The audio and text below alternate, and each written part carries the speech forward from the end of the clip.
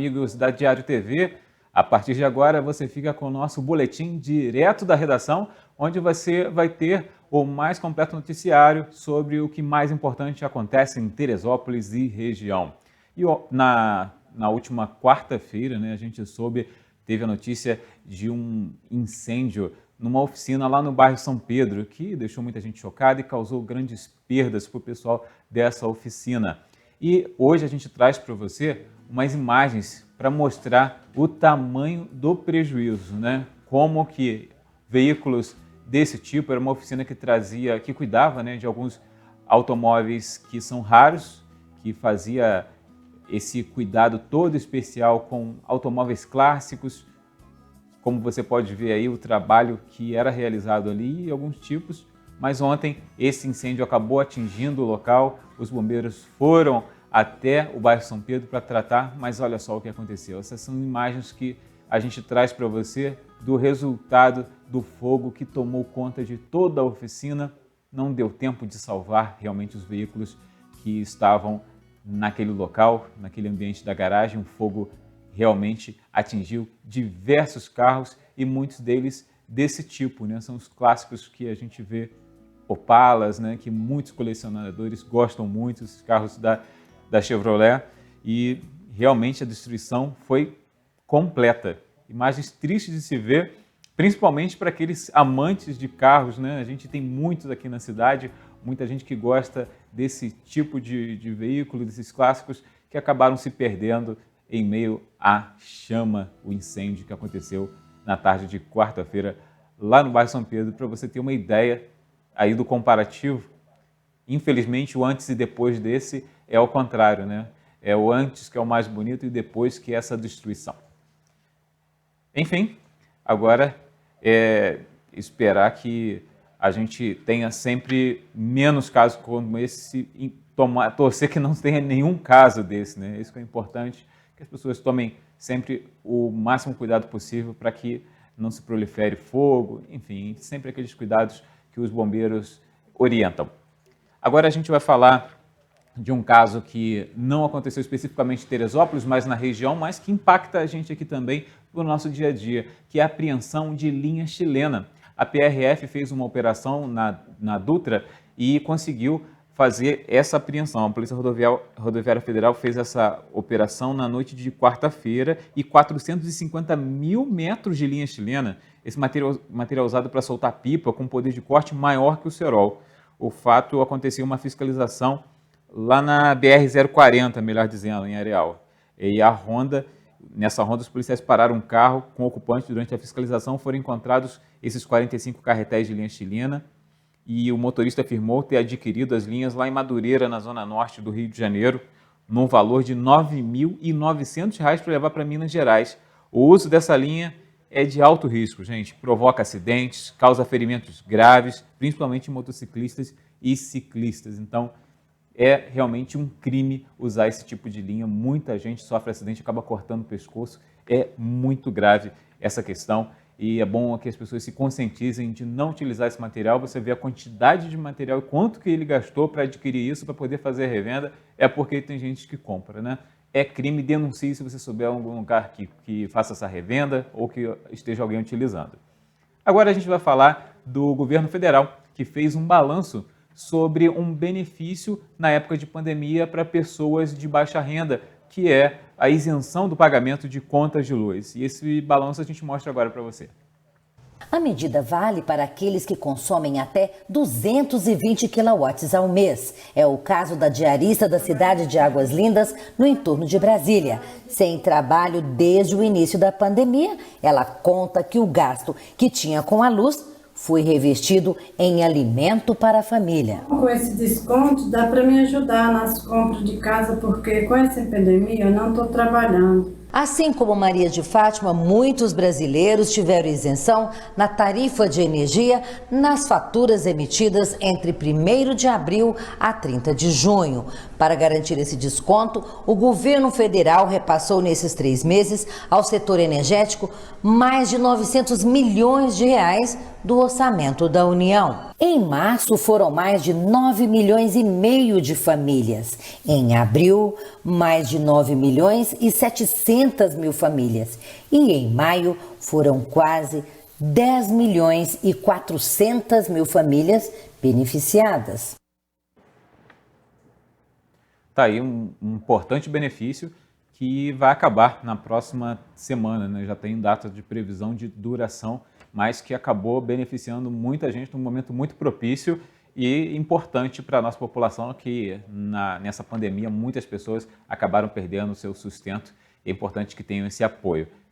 E a Guarda Municipal de Teresópolis tem feito um trabalho muito importante, a Secretaria de Segurança Pública, a Guarda Municipal, de poder orientar, trazer nova sinalização em vários pontos da cidade, como a gente já mostrou aqui, né, recentemente em alguns lugares, e a gente pode ver aí, mais uma vez, mais esse trabalho feito pela Guarda Municipal de sinalização das ruas de Teresópolis, eles que trabalham incansavelmente até durante a noite, durante a madrugada, e realmente é um trabalho incansável desse pessoal, que é um trabalho muito bem feito, que a gente sabe que é uma instituição que tem um efetivo reduzido, mas que trabalha firme e que trabalha fazendo toda essa sinalização para deixar as ruas de Teresópolis muito mais seguras. Então, parabéns aí para a Guarda Municipal de Teresópolis por fazer esse trabalho importante para a gente nas vias da nossa cidade.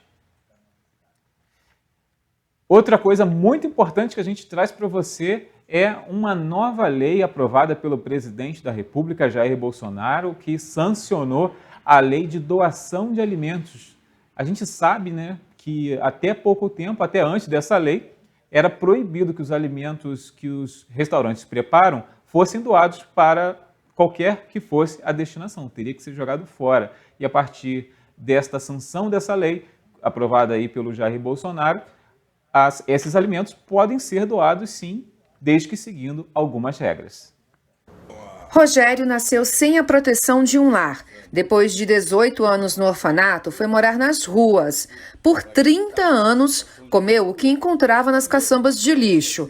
Hoje, comemora a sanção da lei que autoriza a doação de alimentos para pessoas em situação de vulnerabilidade social. Nós estamos passando momentos difíceis, momentos de fome, que as pessoas estão saindo das suas casas e acessando a rua para vir buscar comida. Então eu acho muito importante o decreto para que as pessoas possam realmente estar recebendo esse alimento. Para quem tem um estabelecimento comercial, como um restaurante, por exemplo, doar o que sobrou a alguém em situação de rua não é algo tão fácil. Além de poder ser considerado uma relação de consumo, o doador poderia ser processado caso a comida fizesse mal a quem recebesse. Com a lei que regulamenta a doação de alimentos, a responsabilização só acontece caso o doador tenha agido de má fé, querendo fazer o mal. E a doação não pode ser considerada relação de consumo. A lei autoriza a doação de alimentos que ainda estejam dentro do prazo de validade, nas condições de conservação especificadas pelo fabricante. Podem ser doados alimentos que tenham danos na embalagem ou aspecto comercialmente indesejável, porém bons para o consumo. Eduardo é sócio de um restaurante em Brasília e já pensa em meios para tornar o excesso de alimento produzido pelo estabelecimento em doação a quem mais precisa. Hoje, em razão das regras da vigilância sanitária, por exemplo, é impossível a gente ter uma geladeira solidária em que a gente acondicione bem esses alimentos e deixe disponível para quem precisa, para os moradores em situação de rua, enfim, para todos aqueles que de fato precisam de um alimento, né, bom. Então isso acaba gerando muito desperdício, né, e acaba gerando essa impossibilidade de compartilhar de forma solidária esses alimentos. As mesmas regras valem para entidades sem fins lucrativos. No momento que essa legislação entra em vigor, beneficia não só as entidades, né, através do público ligado diretamente aos nossos serviços, mas toda a população que chega ao conhecimento das nossas instituições que realizam trabalho sério em prol da nossa comunidade. Está aí realmente muito importante, que pode até ajudar muita gente em situação de vulnerabilidade nas ruas, e essas regras surgindo, essa nova possibilidade, essa nova lei acaba ajudando isso no Brasil, que é um país que realmente tem muita gente nessa situação de necessidade. E a pandemia do coronavírus acabou trazendo grandes dificuldades. Se por um lado muitos serviços paralisaram totalmente, outros ficaram muito difíceis de serem acessados, como os serviços de atendimento jurídico, né? O fórum, os tribunais paralisaram atendimento presenciais e também os próprios advogados tiveram dificuldades porque tiveram que fechar os seus escritórios e com isso muita gente que tinha demandas urgentes acabaram tendo dificuldades para poder encontrar seu advogado, poder até dar entrada em alguma coisa e com isso os advogados precisaram se adaptar bastante para dar conta dessa realidade da pandemia. E por conta disso, até para falar dessa situação, tanto do que passou como da situação atual e o que espera daqui para frente, a repórter Paola Oliveira conversou com o Rodrigo Ferreira, o advogado Rodrigo Ferreira, que é presidente da OAB Teresópolis, e explicou um pouquinho dessa situação para a gente. Olá, hoje nós estamos com a participação do Rodrigo Ferreira, ele é advogado e também é o presidente da OAB aqui de Teresópolis. Tudo bem, Rodrigo? Tudo bem, Paola? Boa tarde. Boa tarde, Rodrigo. Rodrigo, nessa pandemia aí, o atendimento da justiça teve que ser aí paralisado e as demandas mais urgentes acabaram afetadas, além aí das questões da saúde, INSS, trabalhistas. Como que é lidar com tudo isso aí nesse momento e conseguir dar uma satisfação ao cliente? Paula, na verdade, ela acabou não sendo paralisado, não. Ela acabou sendo um pouco prejudicado, o atendimento e a atuação do judiciário, mas com a questão do teletrabalho, as atividades de urgência. Então, essas questões de saúde, aí, processos novos, porque hoje os processos já são eletrônicos, são possíveis de ser atendidas, né? Os juízes estão trabalhando remotamente nos casos, assim como os servidores, por algumas limitações tecnológicas, até como se diz, de licenças, né? Principalmente na Justiça Estadual, houve um pouco de prejuízo. Mas hoje já está, nesses processos novos, já está bem normalizado. Eles estão fluindo, não só os de urgência, mas os demais também. Os prazos dos processos eletrônicos estão transcorrendo. Eles chegaram a estar suspensos, mas já voltaram agora no início do ano, do mês de junho. E acontecendo quase perto do normal. Os processos mais antigos, que ainda eram físicos, né, ou chamados processos de papel, esses estão realmente parados. Mas eles já são uma minoria. Os processos físicos hoje são um número menor do que os eletrônicos. Em alguns juízos, eles são em maioria, mas num aspecto global, eles já são minoria. Então, só esses é que estão realmente parados nesse período todo.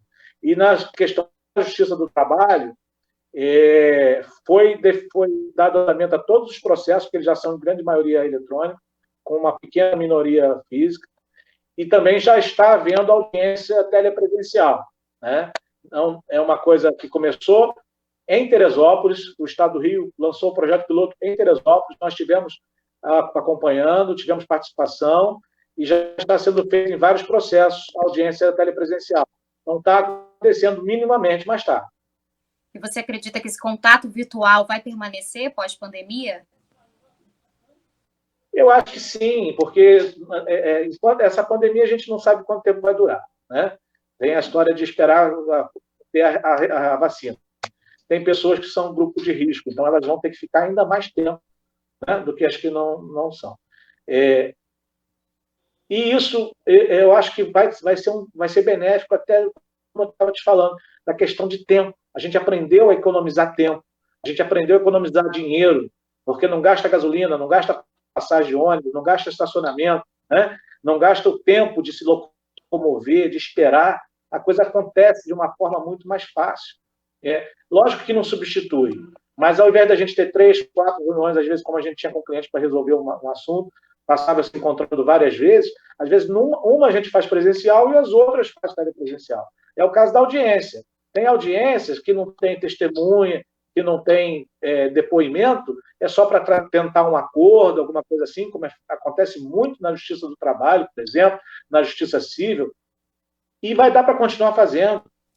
E por conta da pandemia aí, as leis trabalhistas elas sofreram algumas modificações.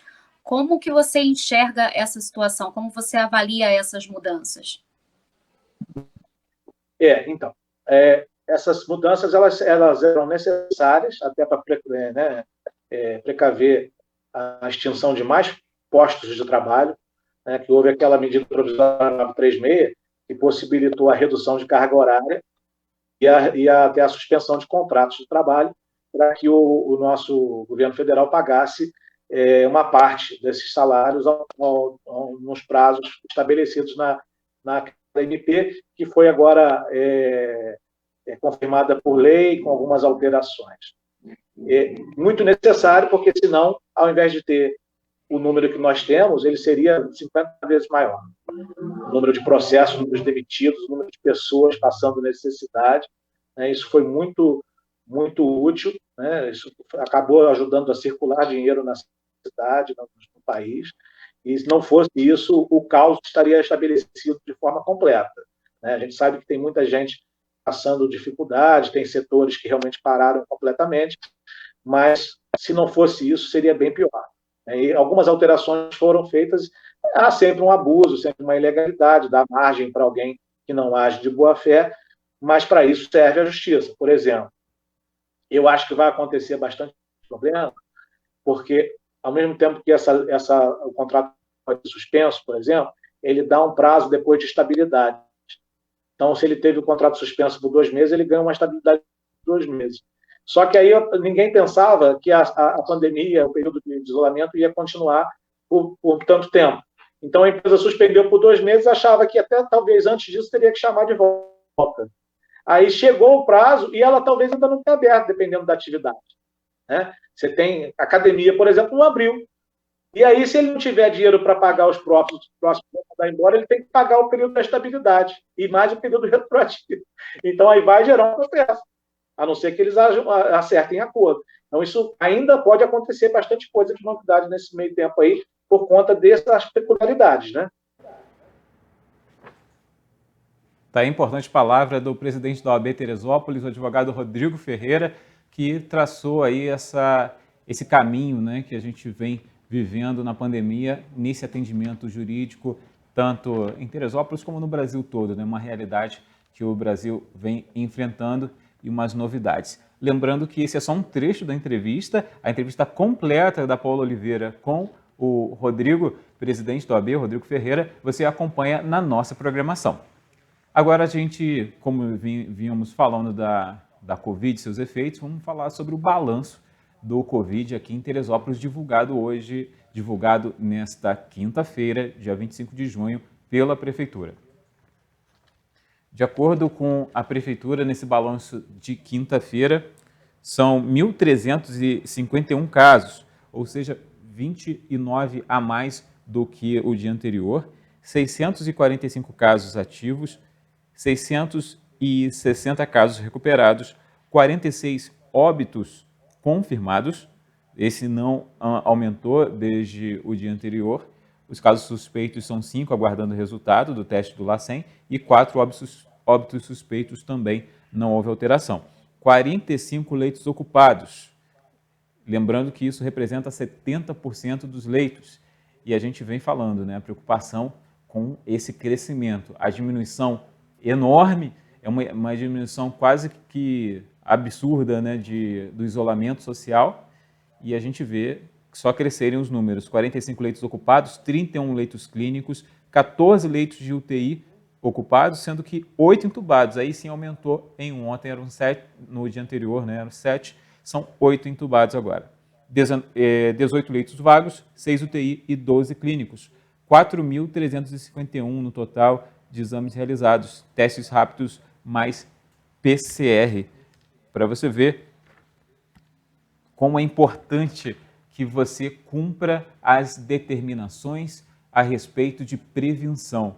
Está muito preocupante, o isolamento social está na casa dos 39%, pelo que a gente pode apurar aí, esse rodízio do CPF já não está mais fazendo o efeito que se alardeava tanto, as pessoas estão indo em massa para a rua e muita gente sem máscara, sem tomar os devidos cuidados. Você pode ver esses flagras que a gente fez hoje nas ruas de Teresópolis, pessoas sem máscara entrando no comércio, sem cuidado nenhum, e a gente traz aí, claro, preservando a identidade de algumas pessoas, moradores de rua, né, também não sendo assistidos, de certa forma abordando várias pessoas sem usar máscara, as pessoas andando na loja, no comércio. Então, é muito importante. Falta fiscalização. A gente, mais uma vez, lembra que estamos consultando a prefeitura frequentemente a respeito dessa fiscalização, se tem sido multado alguém, se algum